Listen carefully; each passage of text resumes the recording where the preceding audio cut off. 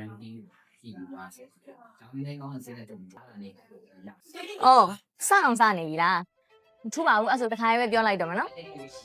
University ဓာတ်ရိုက်တက်တာထက်ကုန်ကျစရိတ်ပို့ပြီးတော့တက်တာစေမယ် Diploma ပတ်ဝေးဆိုတာဘာလဲ Diploma ကနေပြီးတော့ Bachelor ရတဲ့အထိသွားလို့ရမယ် Fast Track ပတ်ဝေးမှာဆိုလို့ရှိရင်တော့ Diploma ကနေပြီးတော့ Advanced Diploma အဲ့ကနေပြီးတော့နောက်ဆုံး Final year ရောက်တဲ့အထိအဆင့်3ဆင့်သွားရမှာပဲဖြစ်ပါတယ် Foundation Diploma မှာဆိုလို့ရှိရင်တော့ GED Grade တွေ IGCSE စတာပြီးထားပြီဆိုလို့ရှိရင်တော့တပ်ပလိုကြီးတွေရဲ့ Bachelor First year ကိုအရင်မတက်ဘဲနဲ့ Foundation Diploma ကိုအရင်တက်လို့ရပါတယ် Advanced Diploma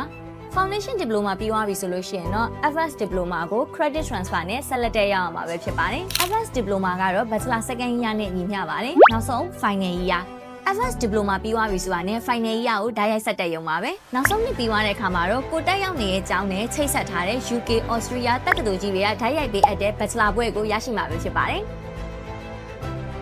Diploma ပတ်ဝေးကိုဘာကြောင့်ရွေးချယ်တင်တာလဲ University တွေမှာ၄နှစ်လုံးဓာတ်ရိုက်တက်ရမယ်ကျောင်းသားကနဲ့ရှင်လို့ရှိရင် Diploma သင်တန်းတွေရဲ့ကျောင်းသားကပို့ပြီးတော့တက်တာအကြောင်းမလို့မိဘတွေအတွက် budget save ဖြစ်စေပါတယ် Fast Track System နဲ့သင်ကြားပေးရဖြစ်ပြီးတော့ဝင်ခွင့်သတ်မှတ်ချက်တွေက University ကြီးတွေတက်ပို့နေရမလို့ကျောင်းဝင်ခွင့်ရရှိဖို့အခွင့်အလမ်းပိုများပါတယ်အချိန်နဲ့ငွေကြေးကိုအထီအောင်ဆုံးအသုံးချပြီးတော့နိုင်ငံတကာအသိမှတ်ပြုဘွဲ့ဒီဂရီခုကိုရယူခြင်းနဲ့ဆိုလို့ရှိရင်တော့ FAN ရဲ့ Senior Consultant တွေနဲ့အခမဲ့လာရောက်ဆွေးနွေးဖို့အတွက်ဖိတ်ခေါ်လိုက်ရပါတယ်ရှင်